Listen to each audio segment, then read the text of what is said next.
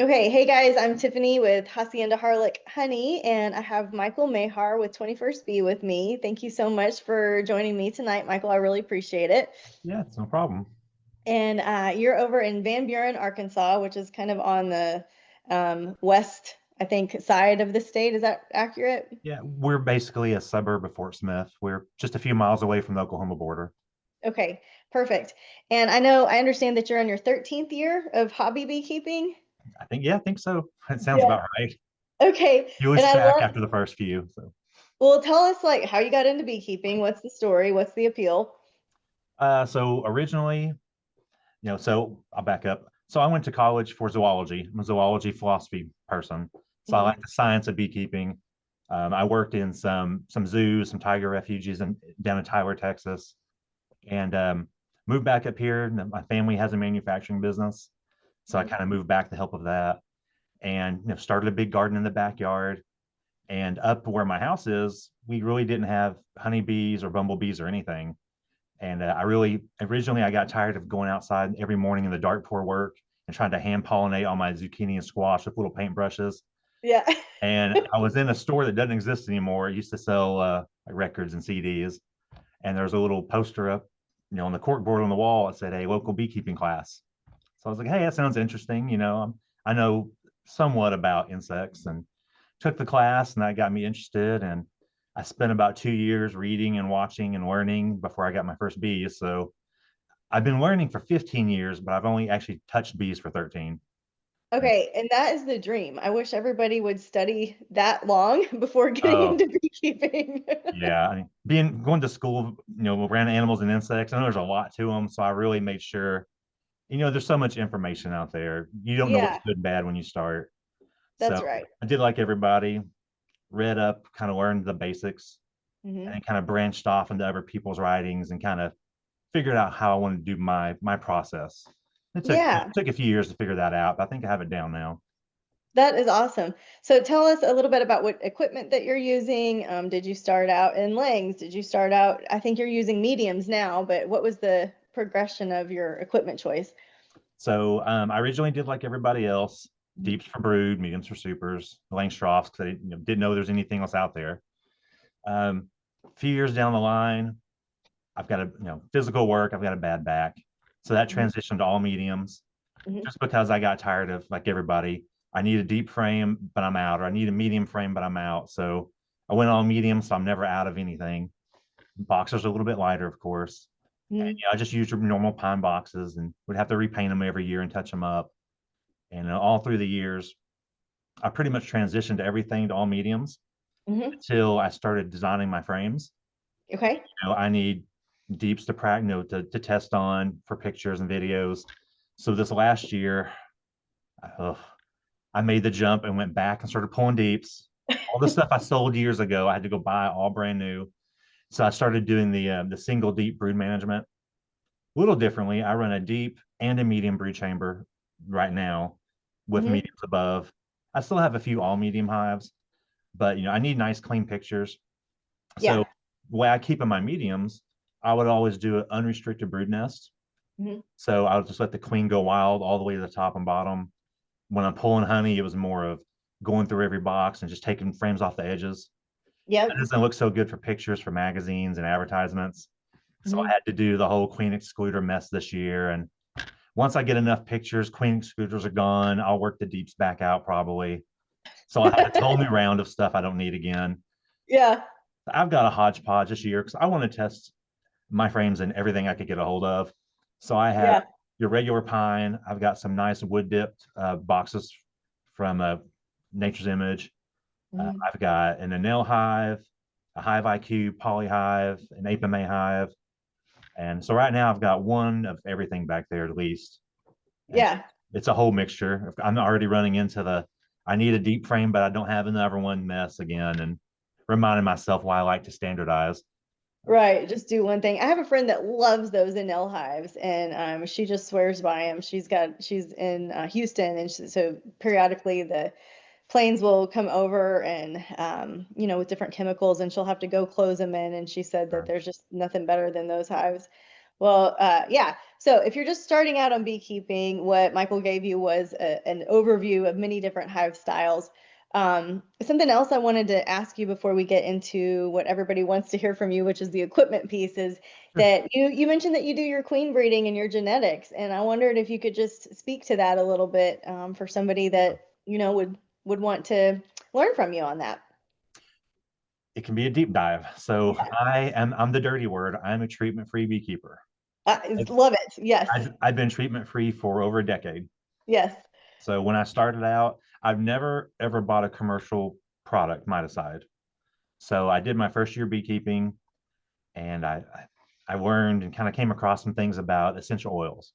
Hmm. It's, a soft chemical treatment. So I did essential oil things for that second year, going into that third year, and then it's just like any other treatment.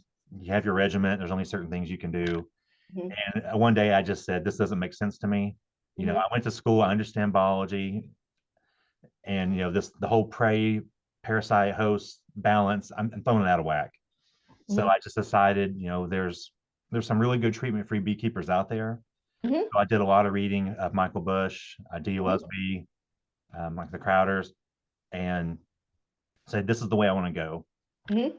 And I've read enough that where they said, it's going to be a rough ride at first, and it very much was.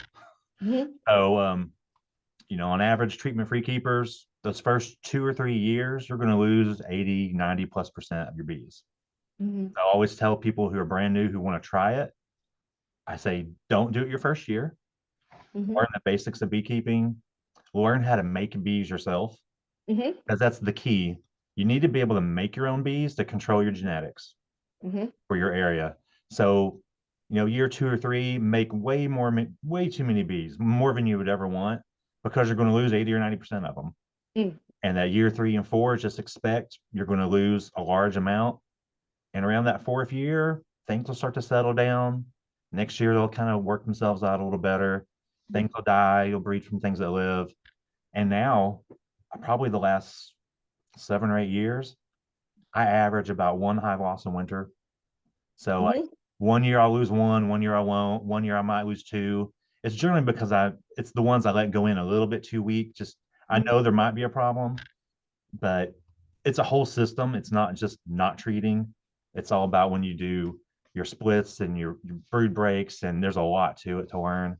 Yes. But if you have the time to do it, because it's very time labor intensive, Hmm. it can be done. It's just not the easiest thing out there. So if you're really busy and you just want to throw a box on and never pay attention to them and run off, that's not the way to go. Right. Do that right now. Well, I'm with you. I started out treatment free and I've been treatment free and I really appreciate hearing from other people that say, yeah, it's hard and yeah, you're gonna have some losses. And yeah, there may be a day that I change my tune. But for now it's working. So I really appreciate hearing that you kind of paved your own way and made your own genetics. Do you use different yards?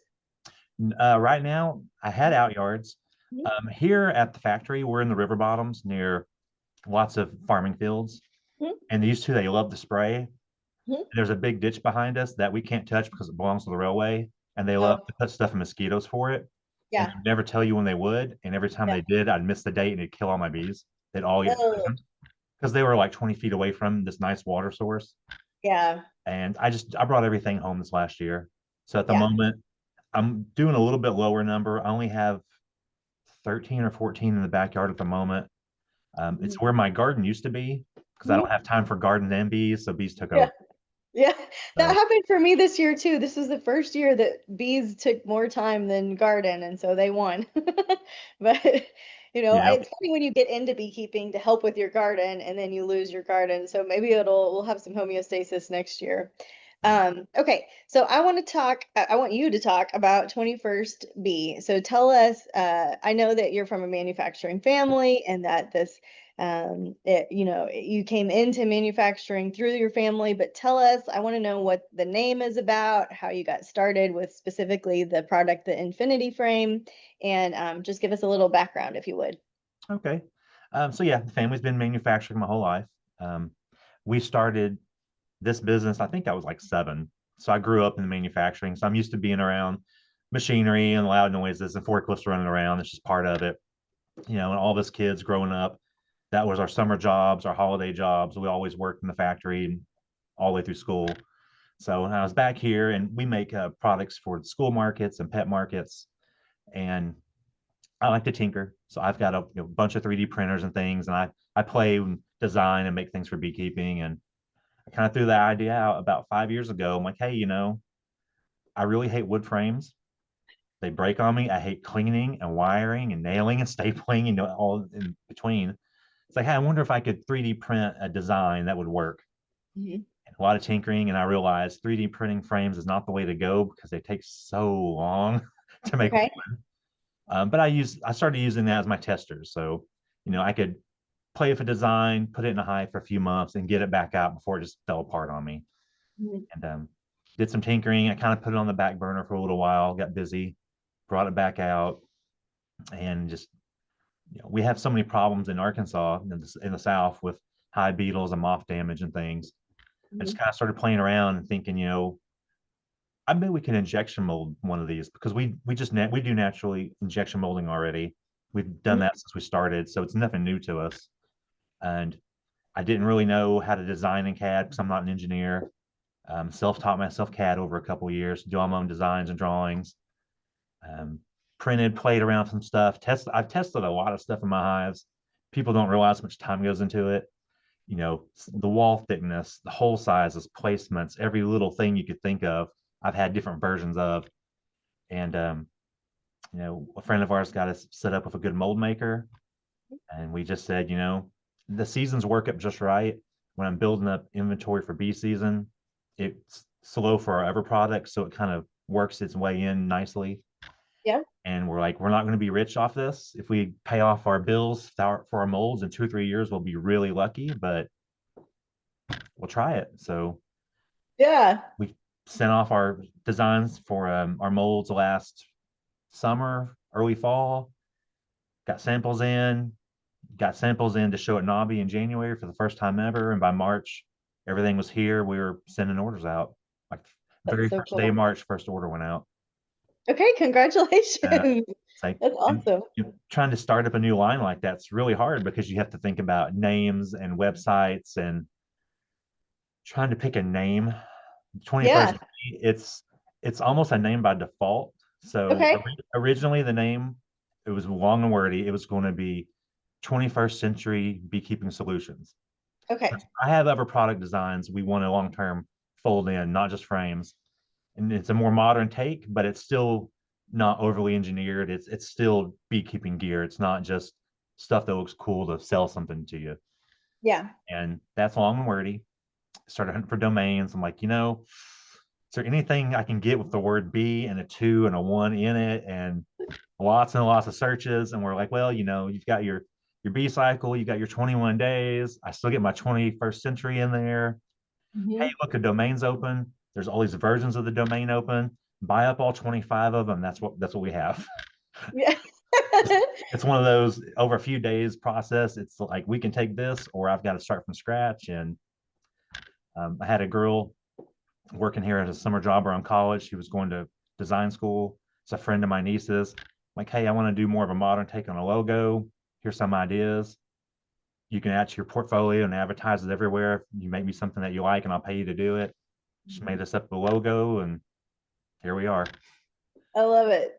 Well, I made a list of like what 21 means to beekeepers in many ways. So you mentioned the worker bee emergence, right? Like the worker Mhm. bees emerge at 21 days. I also thought the worker bee's life can be divided into like indoor, outdoor, roughly 21 days if you want to bend the rules a little bit. And then December 21st, right? Winter solstice Yep. is when we start a new beekeeping season. So 21 is kind of an important number to beekeepers, and I thought that was just a cool name. Okay, so I want to show everybody what you were talking about with these are the wooden frames that you were hating on. And Yeah. they That have a plastic foundation in them that you could also be foundationless, so you could have no foundation in them. yeah. But like you were saying, we have to nail these together, put these in, put wax on them, do a whole thing. These are just the normal size cell. I think you're using small cells. But if you'll hold up one of your infinity frames and just Yeah. I've show, so we do small cell and standard, okay, and they're color specific. So okay, um get you a small one here. yeah, So small cell is oh, I can't see myself. This little thing in my way here. Let's see here. Blow that up. There we go. So that's small cell. yep, And I don't know how well you can see it. We actually mold the cell size on the frame in case you forget oh, down the line. So cool, our small cell is 4.9, and then tan is 5.4. And I use this tan color because it's the easiest to see the graft on. So it's closest to black without being as, when you have it out in the sun, it doesn't absorb heat as fast. So it doesn't get soft and drippy on you. okay, It's still dark enough. You can easily see the graft. If that's what you like to do. okay, These, and got the baby bluish for the drones. hmm, So and these color choices are on purpose. So the blue, I tell people, they're like, why didn't you make a green drone frame? And I do big drones. Mine are 6.6. okay, And I do that, but it's part of my treatment free the way I do it. But tell people, if you're a hobbyist and you have a little hand crank extractor, hmm, the best thing to extract with, if you want to use a queen excluder, I make the drones in mediums. okay, They're the easiest thing you'll ever extract on a hand crank extractor because the cells are so big. all So right, I don't want you to see the green and think, oh, it's only for drone. I mean, it's multi-purpose if you just set your stuff up right. Um, yeah, that's awesome. That's really smart. and I So, had I had somebody who was smart because we offer the option of hot stamping into the top bar, and somebody bought some of the drone mediums and just had honey only stamped into them to remind them that they're only for honey supers and not mix them in their other medium hives and have drone brood put in them. makes sense. Yeah. Yeah, we do I, those. We do if you like foundationless, we do a foundationless frame. It's got all the little wedges built into it already. They come mhm, pre-waxed. It's got bars spaced on 4 inches on center. So you don't have to have a 4 inch comb cutter. You can just take a knife and free cut it out. mhm, Or if you like to do it for normal beekeeping, the support bars are pretty beefy. You're not going to bend or break them. So mhm. you can just let them free draw and use them like a normal frame, throw them in an extractor. That's how I started beekeeping. I've always been a small cell wax and foundationless. I've never Yes, used plastic foundation ever in my life. Um, till now. so Kelly used to make an old F-style frame out of wood that had a wedge built into it. Uh-huh. And they got bought out, and that product got shut down. So this is my version of it, Your basically. answer. Um, Okay, so I know some people are going to ask about the holes in the corner and the middle. So will oh, you just speak to yeah. that design element? So they're pass-through holes, Mhm, and what you'll find is the reason I put them in is so when you have a smaller cluster, mhm, it's not a good way to show and hold so you can hear me. When you have a smaller cluster in the wintertime, mhm, my thinking was it gives the center holes give the bees a better chance for a small cluster to move to the next frame without having to break and run all the way around. They can mhm, just center over the top of the hole and melt through and get to the other mhm, side. And then bees, if you actually open up the corners, they love using these all the time. You see the plastic foundation that have like the two little corner tabs that you can break off. mhm, Nobody ever does it. If you buy the frames pre-assembled, they assemble them and they never do it for you. So mhm. this is kind of my answer to make sure those are always in there. And Yeah, it does help a lot when you're working because you're always putting your hive tools in up here. A lot of the yeah. bees just dive in and it makes less congestion for you to be working in them. Okay. They don't always leave, so they pretty much always leave the corners open. Mhm, The center holes, no matter if you have the deep or the medium, and the mhm, medium only has one hole because you don't have as much distance to need to travel. mhm, They leave the holes open in the brood chambers and they're constantly using them. mhm. Makes it a little fun when you're queen hunting if you're not very good at it because she'll dive right through the center hole and you'll miss her. Okay. In your supers, they leave them open. I've noticed in mine until you get to the point where you really need to put another box on. And if you're late, they'll start filling in every little open spot they can find. So Okay. if you're on top of your bees and you keep adding to them, they leave them open. But if you're a few days short, they'll fill them right over. Right. So what I do is I keep like a Sharpie marker on me and I Oh, just punch the hole back out. yeah. It seems like after you pop it out once, they just kind of leave it alone after that. And if you don't want Okay. to pop it out, it doesn't hurt. They'll go right over it and you won't even know they're ever there. But they still Okay. pretty much leave the corners open. Once if you leave them too congested, how your frames will start getting comb built on top between the lid.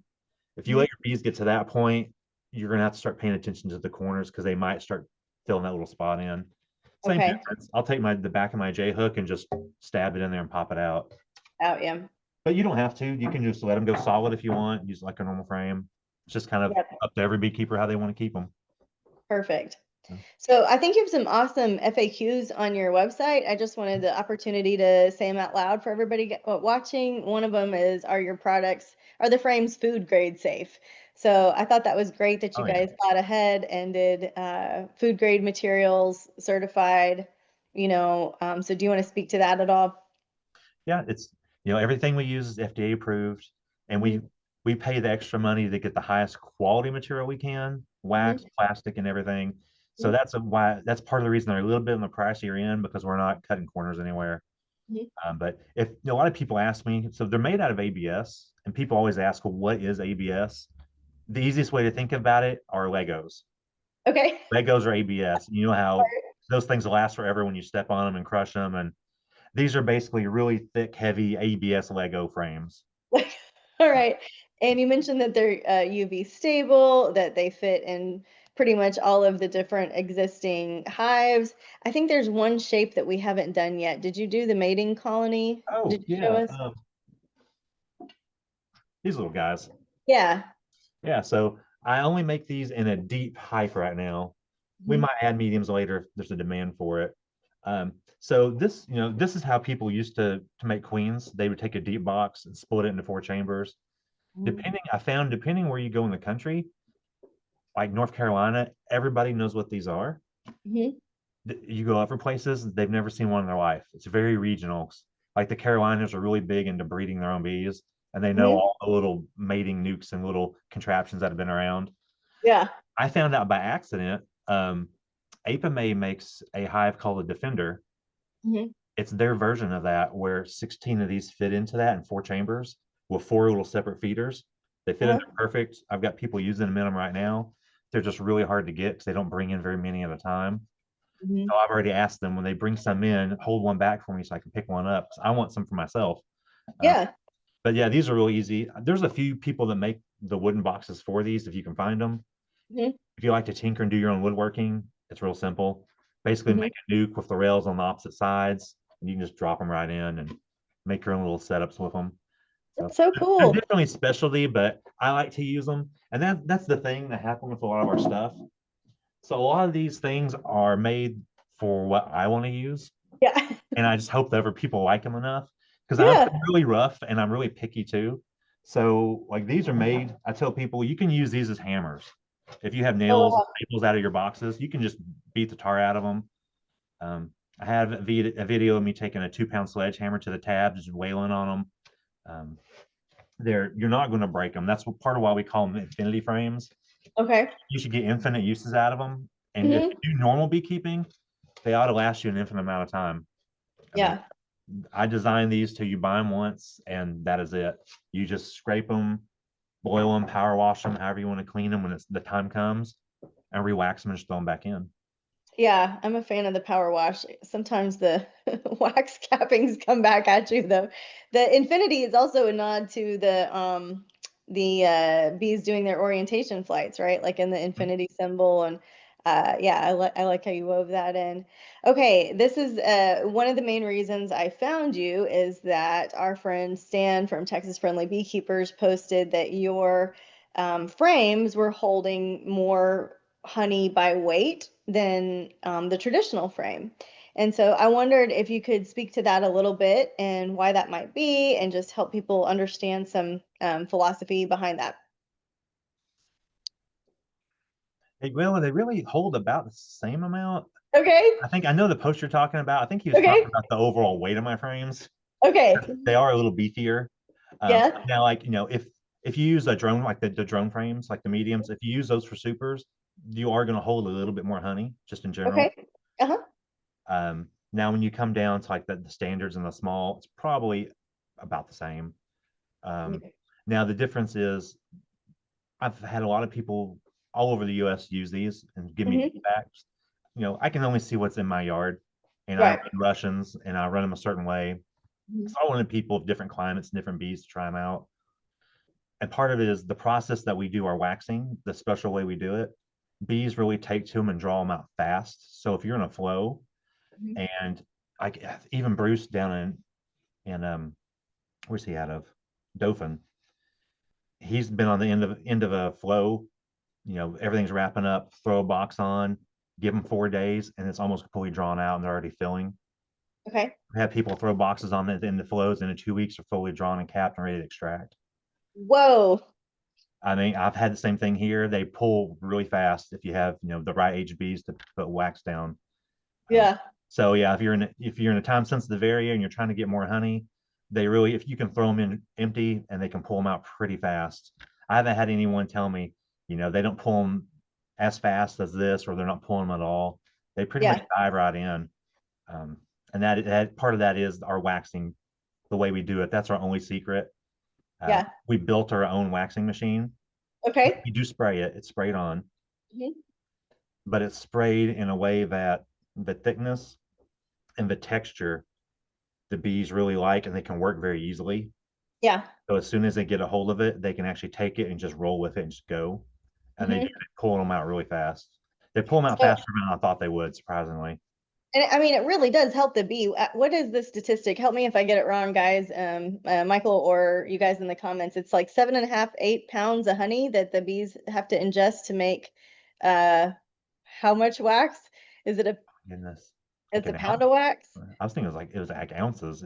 Yeah, It's a it's remarkable number. yes, it's like Yeah, seems like it's wrong, and that's why I can't keep it in my head. But really, it's very it helps them with their efficiency to be able to just get on wax and draw it out immediately. I love that you're treatment free too, because that means probably that your wax that you're spraying on there is also chemical free. And so that's another good starter, a good selling point for somebody that is wanting to use frames that have wax that don't have chemicals in them. yeah. So, Our wax actually isn't. We actually don't get it from here. So okay, I pay the extra to bring it in over the East Coast. okay, Because across the pond, they're a lot more restrictive about what chemicals farmers can use. okay. That's about the cleanest I can find. That's And awesome. I don't advertise it, but it's actually, label laws. It's certified organic over there.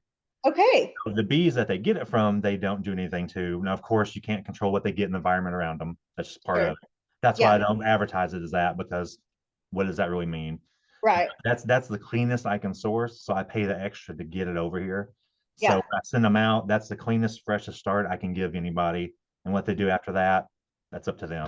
Yeah. That is awesome. I love that tidbit. That'll be a selling point. So I really appreciate it. Okay, I want to shift gears and talk a little bit about your climate, your floral sources, your bees. Before we go into that, is there anything I missed about 21st Century Bee, about the infinity frames that you think that people should know, or common questions you get, anything like that? The big thing with the frames, one of the main reasons I made them is because we're in high beetle country, just like you Hmm. all are. Hmm. So our biggest problem here are high beetles. And then if you're unfortunate enough to get wax moths, they just destroy frames and boxes. Right. So this is my version of there's nowhere for high beetles to hide. Hmm. You might get in a wax moth infestation, but it's not going to hurt your frame at all. Hmm. So, those little nice tidbits of information, those little benefits, that's more for us southern beekeepers. It's not the beetle thing isn't so much a thing up north. They still get Right. moths like everybody else. Um, so really, that's for a new beekeeper. I'm doing what I can to give you the best chance to not get all beetle infested and slimed out. And I just kind of cross my fingers and hope it works out for you. Yeah. Um, Right. but That's other than that, yeah, I mean, they are what they are. We make everything here ourselves in house. Uh, mhm. I run the plant. It's a small company. There's not Like more than 12 or you're 13 of us total. you're the Duck Dynasty of beekeeping. Oh yeah, I'm in the mornings. I'm firing up injection machines. I'm been ordering. I'm doing schedules. I'm doing freight shipping. Yeah, Yeah. so somebody with our last name has like touched your frame at least one time, if not more, before it leaves the door. And usually I'm the one who's getting it in a box or labeling it, or I'm the one who sprayed wax on it. Mhm. So we're pretty strict about quality control as best we can. Do you have any commercial beekeepers on your frames yet?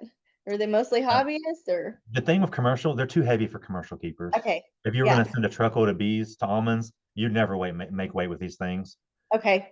because they weigh, a deep weighs a pound and 3/4, Mhm. or wood frames close to a pound.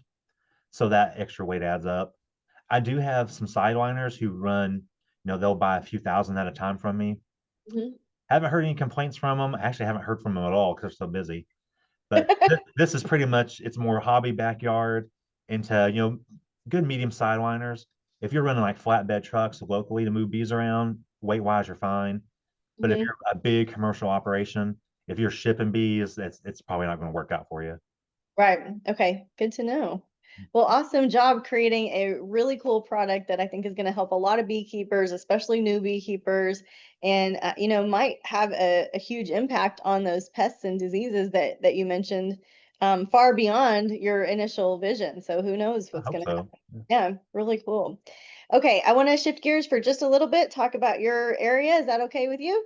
Yeah, Awesome. All I, right. So as best I know. It's like, yeah, as best you know, right? Like we're all just learning from each other here. But I want to know what some of the biggest climate challenges are for the beekeepers in your region. I think you're in 7B. But how do you, what are your extreme temperatures like? What is your nectar flow ooh, like? What are your floral sources like? Tell us about your area. we're in Arkansas. It's a mess of everything. So we have a pretty bad dearth. So we'll start in the wintertime. Uh, we have some bad years where it's too warm. So the Mhm. bees move around a lot, eat a lot more food than they normally would. It's part of why I like my Russian bees because they're real conservative. Mhm. So we can have, in the wintertime, we can have 20 degrees and snow today, and 2 days from now, it can be 65. That's real Yeah. common. It bounces all over the place. But we don't usually have really long sustained cold snaps. If we get a week that's in the teens, that's pretty cold for us. Mhm. We come out of spring, bees start really getting moving in late February, early March. Like this year, we had swarming start the first week of March already, and then we had a cold snap, and that kills. It's a mess. I usually don't even open my bees up until April 1st every year, and we still have Okay. frost after that. But that's kind of my gauge. Unless I have a reason to need to check food stores, I just I leave them alone. I don't touch them. Yep. So May things really get moving. We Mhm. have our early flows around here that make good honey. Usually it's dandelions, white clover, wild blackberry. Okay. That kind of comes in. So you'll get that nice, really clear honey that has that blackberry taste to it. And then once all the wildflowers start blooming, it's just that's what it is. It just covers everything. Yeah. We get good flows. May into June's really good flow. I usually extract 4th of July weekend because I can Okay. take a little extra time off. Yeah. That's usually when the dearth's starting to come around. So Mhm. that'll generally, in an average year, give us a couple more weeks of bees just to keep bringing in for themselves after I Mhm. extract. Hard dearth through summer. A couple weeks ago, before we were in a cold snap, it's like 66 here right now. Oh, wow. Generally, we're like 105. Yeah. A couple of weeks ago, heat indexes in the one teens, really humid, really hot. Bees are building like crazy. Just the humidity is so bad. Mhm. When it's dry, my bees really don't beard that much, but the humidity is so horrible here. It can be 95 degrees for a heat index of like 112. That's pretty common. Golly. And Yeah. I keep my bees in full sun because of hive beetles too, so they really get cooked. Yeah. And like right now, this time of year is about when we start to get a little bit of rain, cools off a little, getting into September, and we usually have a good goldenrod flow. Mhm. Most years I can get a bumper crop of it. Mhm. The last 2 years we've been so dry it hasn't happened, but this year looks like we'll get a good goldenrod flow. And then we've got that one good goldenrod flow, and then wintertime. That's your last chance to get stores built up. Yeah. We've you know we've Perfect. got we've got basically a 2 month flow and a 3 to 4 week flow, and that's it for the year. Yeah. That's great. I mean, it's and then I wanted to ask you, you mentioned how do you manage swarming in your region? So since I'm the weird beekeeper that does everything different, Yeah.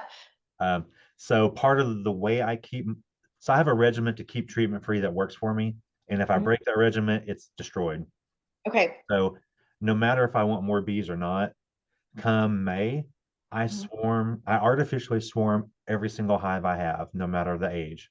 Okay. So I pull the old queen. Hmm. I take a frame that has the most minimal amount of brood as I can find. If it's a patch the size of my palm, that's great. I don't want to leave her completely broodless, but I don't want to move her with a lot of mite load with her. Okay. So I move her to a different location, a lot of times in the same yard, but I Hmm. move them far enough, it's fine. I'll do that. So I instantly double on my hives potentially, like right Hmm. off the bat. I let all my queens naturally mate. So what I usually do is I don't graft anymore. It's a pain in the butt for me. I don't need that Hmm. many queens. So Hmm. I swarm everything, and I'll generally take brood from some of my smaller hives, and I'll build up some mega hives of just nothing but 4 or 5 boxes of cat brood wall to wall. And Okay. I'll leave like one frame that has eggs in it to make queen cells with. Okay. I let them pull their own queen cells. So while they're going through that process of building queen cells, all those bees are hatching of no work to do, and they're just mega foraging. I'm just bringing in tons of nectar. Hmm. And then I'll come back when it's time to look for cap queen cells, and I'll pull some out of different hives. And I know which hives were my better hives. Hmm. That's what I pull queens out of. And I cut and move and drop queens and fill all my hives back out and let them hatch, naturally mate. They don't always come back. You have some that come back but don't mate very well. So I always Hmm. make a few extras more than I need. And then I just, whatever mates and comes back, that's how many new hives I have. And I just roll with them. That's great. And that's my good brood break for cleaning and then for bringing in extra stores. And I get a really good honey crop without having to really do much work to them because I'm Hmm. busy. I mean, I work 7 days a week.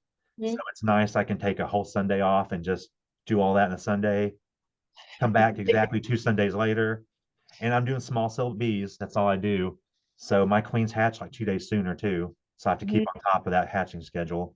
Okay. Um, and So tell somebody what a small, I know small cells 4.9 and our normal cells are what, 5.4. So mhm. tell us why you, as I understand, it has to do, I mean, there's some decisions that need to be made. You would produce a smaller bee, perhaps more disease resistant, but what were your reasons for going small cell? Well, so it's very controversial. So for Good, me, yeah. Tell us. small cell bees are closer to what bees naturally are. Okay. So, a few hundred years ago, it's a long story, but they were trying to make a bigger bee to be able to have a longer proboscis to work red clover because the Oh, smaller natural bees couldn't reach it. oh, So they figured out that a bee bases its body size development off the cell size, kind of like fish in a fish tank. Bigger tanks, they grow bigger. Same thing. okay. So they kept upping the size of the cells. And once they got to 5'4", once they started getting a little bit bigger, it started causing problems because you start getting closer to that drone size and things just kind of got funky. So Yeah. they stopped there and it still didn't work. The proboscis weren't long enough. But then you get back in the business. They already have all this equipment, all this stuff made, these wax rollers, everything's out there already. Hmm. It's not hurting anything because this was pre-Varroa, so it didn't affect how the bees worked. So they just left it because it's cheaper. Hmm. And that was fine. Nobody had problems with it until Varroa came in. Then you Hmm. realize what happens when you make a bee too big. So Varroa naturally look for that drone cell because it's Hmm. larger, so it gives them more room to reproduce. They take longer to hatch, so it gives them more time. Hmm. So a small cell bee, which that's a bad name. I like to call them, they're more natural cell bees. Small Okay. sounds like you're shrinking them, but you're not. Yeah. And they can, honeybees can get down to like 4, 6. I have Hmm. honeybees in mine that have so much many cocoons in them, they can Hmm. actually go out of the vent holes on a jester box. They can wiggle Okay. out through the little bitty holes and pop out. Um, but so the whole idea of the small cell and the treatment free that I do, I'm trying to make it easy for the mites to distinguish between a worker and a drone cell. Hmm. So when you have that 5'4" and some drone cells are like 6'1", 6'2", when you have Okay. that close, it's hard for a mite to distinguish because there's not a lot of difference in the cell. Hmm. But if you go to small cell to drone, there's such a vast difference in the volume. It helps shift some of the mite load towards the drones because that's naturally what they would select. Yeah. Doesn't get rid of mites at all. It just helps keep mites off my workers. Yeah. So I could care less if it destroys 90% of my drones because most of them don't do anything ever made anyway. And I Yeah. take it back. And then using small cell also, Like in my frames, a small cell frame has 1,500 more cells roughly than a standard. Hmm. So if I'm doing a 10 frames a deep small cell, I have 15,000 more bees that can get damaged. I have that, plus I shift the load off of them onto my drones, and I just have thousands of more healthier bees to be able to work in my colonies. So Hmm. I can take a much heavier mite load, and it doesn't affect me. Like mite testing. I Hmm. haven't tested my hives for mites in 7 or 8 years at least. I just did Hmm. it just to kind of see what they were. And I always tell people, and they always tell me I'm lying. My last mite counts I did were in the 70s, not Okay. like 70s. Best hives I've ever had Yeah. because all those mites are destroying things I don't mind having tore up. I Yeah. don't really have issues with viral loads getting moved around, and I don't know, that might just be because of my breeding and my genetics over time. So having the higher numbers doesn't really correlate to my bees getting diseases being spread around. Hmm. It might not be the same for everybody else. I really don't know. Okay. But yeah, it really is just trying to get back to what bees naturally are and letting their parasites work the way they're supposed to work instead Yeah. of forcing them onto something that's bigger and just confusing them. Right. Okay. Yeah. People pull drones and freeze them. Yeah. I don't even freeze them. I let them hatch. I run Okay. I run 20% drones year round and let Hmm. every single one of those hatch. Because if I pull those drones out, I'm killing all the mites that prefer drones that reproduce, and Hmm. I'm leaving behind the mites that prefer to lay in workers. So Right. I want to keep a high number of the ones that prefer drones to put pressure to kind of push those other ones out. Yeah. I'll give them a buffet all day long if they leave my workers alone. So Right.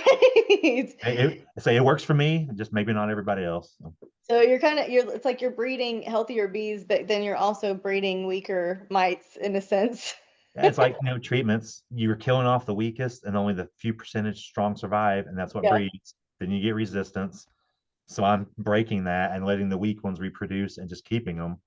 Yeah. So they're always just there to be taken care of. Yeah. Well, this has been so fascinating. I really appreciate your time. I know that there's going to be a lot of people interested in your product. Michael's going to give us a code for a limited amount of time. So, depending on what time you're watching this, please check the description so I can get you to Michael's website, 21stbee.com, and then maybe just a small discount for, our appreciation for you guys watching the channel, watching the show. Where any other closing stories, fun stories you want to leave people with? No, usually it's not fun stories. It's stories about messing up and getting injured and, you know, Yeah. carrying bees out of the woods and not wearing pants, wearing jeans instead, and, having 10, 15, 20 stingers in the groinal areas. And Oh, yeah. you can't put hives down. There's just lots of those kinds of stories that you've done it once and you realize it's funny to other people, but it's not so funny to you. So, To you, I know. yeah. I got lit up by wasps the other day, and it was, oh, that was, they had built in my equipment, and it's just mistakes that you make when you're trying to clean up for the fall. I meant to ask, do you guys have, do y'all have bear or skunk or any predator out there that, Out in the fields, like skunks, a lot. We have yeah. skunks. We have to put the like strips of the carpet tack strips, I guess you get from the hardware store. We put them on the entrances so Uh-huh. they can't get up there. My hives up in my yard, my biggest issue are sugar ants. Oh, We're really? ant country, sugar ants everywhere. So you have to Okay. really, pay attention to how you're feeding and how much room you're leaving in your hives, or they'll get up and make nests on top of inner covers and in corners and everywhere. So Everywhere. Do that's our biggest issue. you ever put the legs of your tables in like I don't know, oil or whatever people use to help with ants? No, Nothing. my hive stands are cinder blocks, and I just run Okay. 4x4s through them. And they just sit on Yeah. them. Yeah, I keep my hive strong enough. The bees pretty well keep them cleaned out. But if I have a vent up high somewhere and it's on a box, it's not very full and it's really far away from the bees, they can kind of sneak in there. So I just have to pay attention to it. Yeah. Other than Man. that, okay. Well, I learned a lot. I think you're leaving a good legacy for the folks in your community, and I really appreciate what you've shared with us. I know people are getting ideas and curious and inspired. So I just thank you so much for your time. Yeah, thanks for having And me. yeah, it's been a pleasure. All right.